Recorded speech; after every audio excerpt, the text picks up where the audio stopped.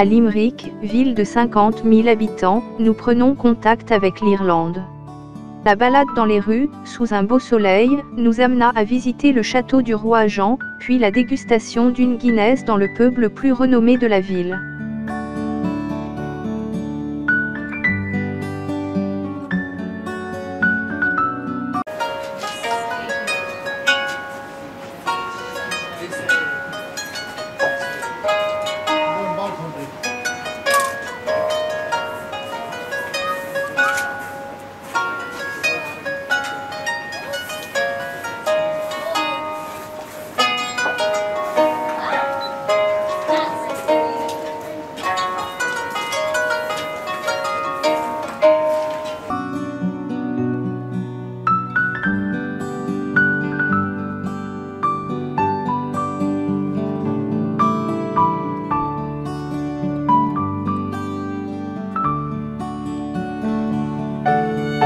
Après une bonne nuit de repos, la journée commence par la visite du château de Bunratty. Ce château nous transporte dans l'univers médiéval d'autrefois, avec ses salles de banquet et ses chambres. De plus, du haut de ses tours crénelées, on a droit à un merveilleux panorama sur le Shannon.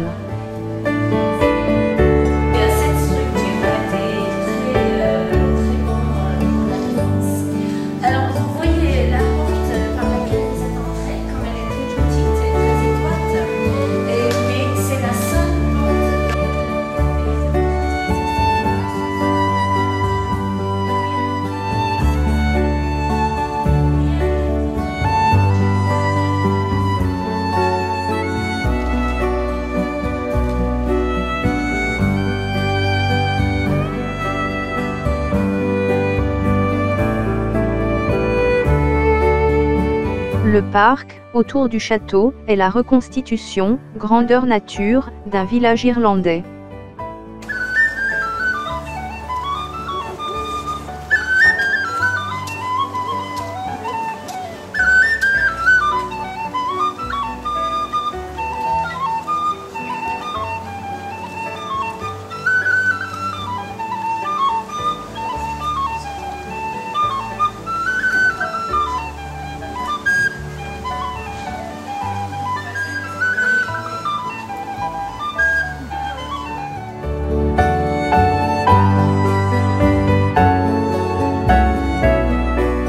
Le dolmen de Poulnabrone culmine à 2 mètres de haut.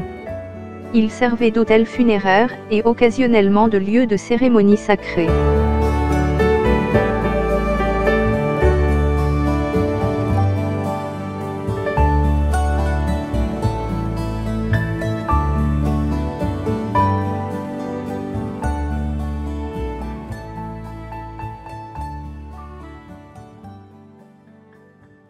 Site protégé depuis 1989, les falaises de Moher font partie des plus belles falaises d'Irlande. D'une hauteur de 215 mètres, elles offrent un panorama géant, surplombant l'océan Atlantique.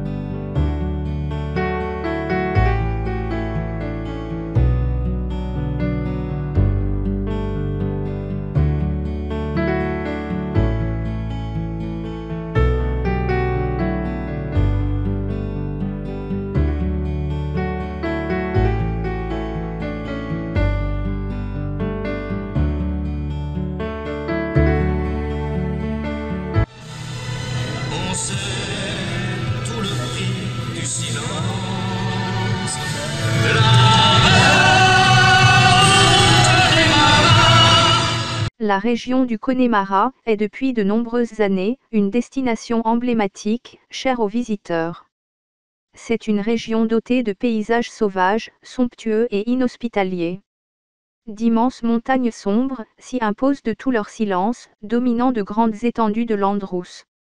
les innombrables lacs et torrents serpentent entre les plaines vertes, et il n'est pas rare d'y croiser un Irlandais récoltant la tourbe, dans l'une des nombreuses tourbières de la région. Terre brûlée au vent des landes de pierre, autour des lacs, c'est pour les vivants un peu d'enfer. Le Connemara, des nuages noirs qui viennent du nord colorent la terre, les lacs, les rivières, c'est le décor du Connemara.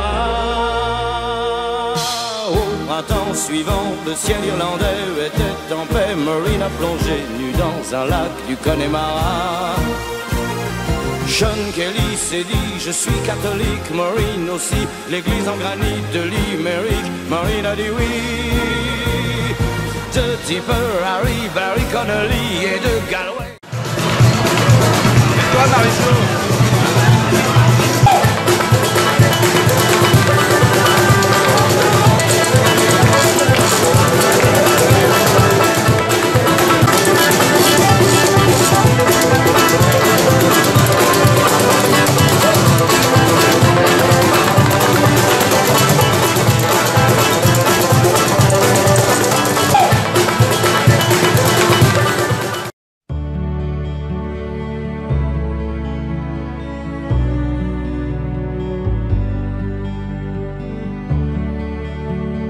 La visite de la distillerie de Kilbegan permet de découvrir toutes les étapes de la production du whisky.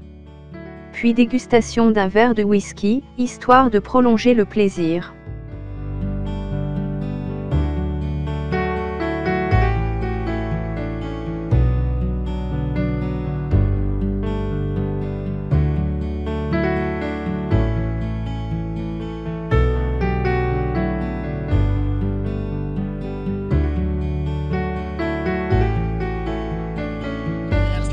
On arrive du côté nord de la Liffey. Au sud de la rivière Liffey portent des numéros pairs. Et tous les buildings au nord de la rivière Liffey portent des numéros impairs. Sauf la maison du président qui est située dans les quartiers du nord avec un numéro pair.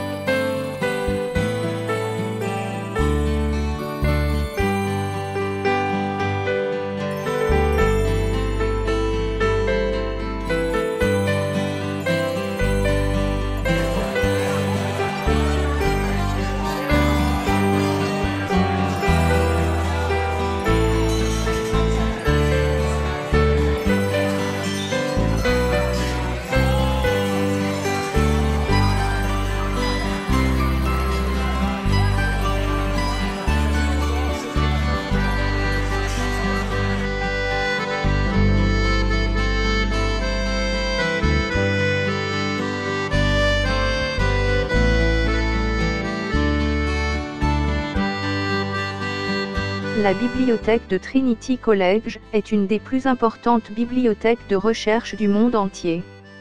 La salle principale, longue de 65 mètres, contient quelques 200 000 volumes.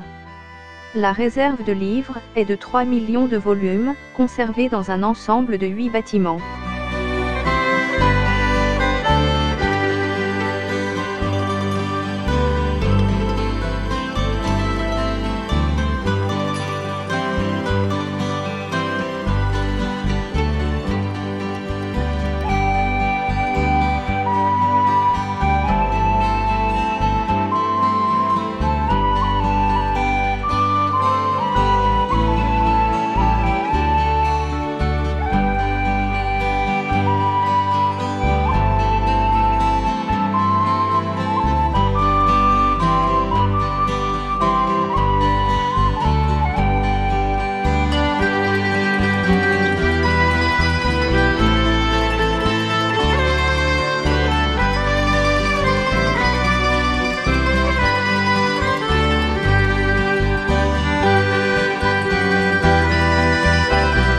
cathédrale Saint-Patrick date du XIIe siècle.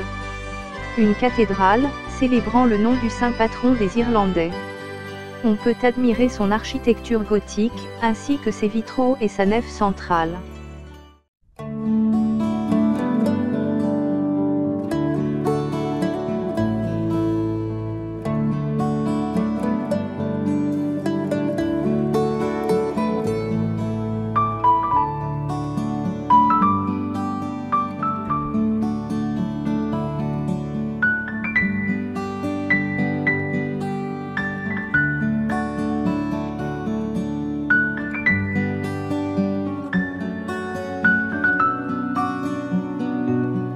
S'élevant à près de 60 mètres, du haut d'un piton rocheux imposant, le rocher de Cashel est un ensemble de constructions et vestiges médiévaux, absolument exceptionnels, qui dominent le reste de la ville.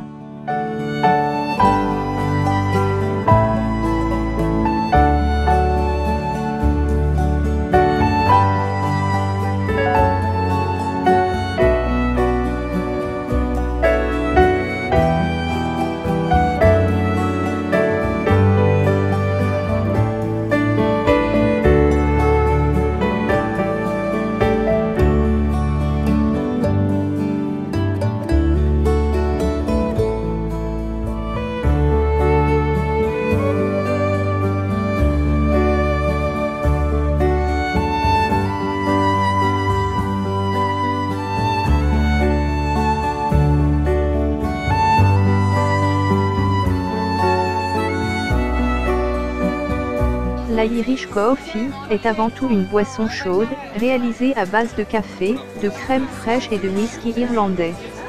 Ce mélange réunit des saveurs détonnantes, et le rendu final a fait de cette boisson l'une des boissons officielles de l'Irlande, après la Guinness.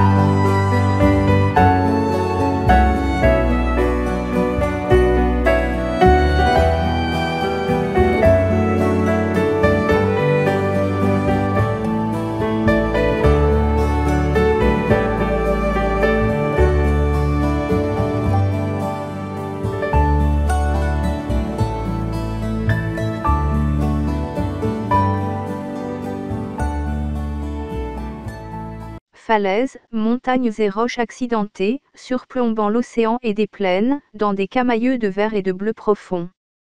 Ce sont les paysages qui se dévoilent sur un circuit de plus de 180 km, appelé Anneau du Kerry. Il vous offre des vues panoramiques sans égales sur les montagnes du Kerry et les côtes irlandaises. Considéré comme une destination phare du Kerry, ce circuit est classé parmi les plus belles routes de toute l'Irlande.